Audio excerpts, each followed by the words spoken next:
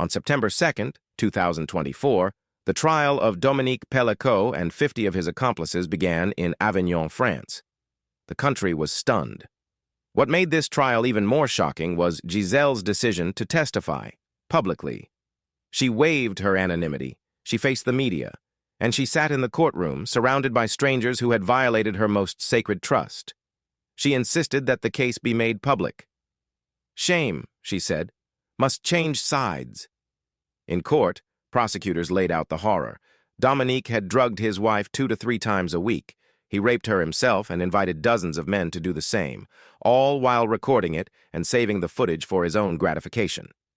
The men came at night, crept into her bed while she lay unconscious, and then left. Some returned multiple times. Some didn't even try to hide their identities on camera. The court viewed hours of footage.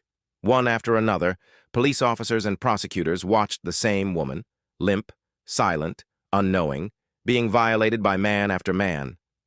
Some of the accused tried to argue they didn't know she was asleep. Others broke down in tears, admitting they had ignored their instincts. One man admitted he thought it was a game. Another said Dominique told him she had a medical condition that made her immobile, but consenting. But none of it could excuse what had been done. The testimony was brutal. Even the judge had to pause proceedings multiple times. Giselle sat through it all. Her daughter, who attended every session, said, "My father is one of the greatest predators France has ever seen." On December 19, 2024, Dominique was sentenced to 20 years in prison, the maximum sentence allowed under French law. Many of the 50 accomplices received between 3 to 15 years each, depending on their level of involvement and knowledge. It was a rare case of mass rape with digital evidence so thorough and damning that not a single juror questioned the outcome. But for Giselle, the battle was larger than a verdict. She wanted to change how France viewed sexual violence, especially within marriages. The idea that a husband could assault his wife, drug her for years, and involve strangers had forced lawmakers to reckon with outdated definitions of consent.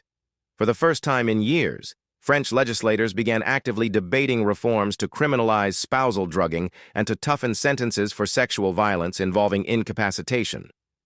Don't forget to like, subscribe, and hit the bell so you never miss a new story.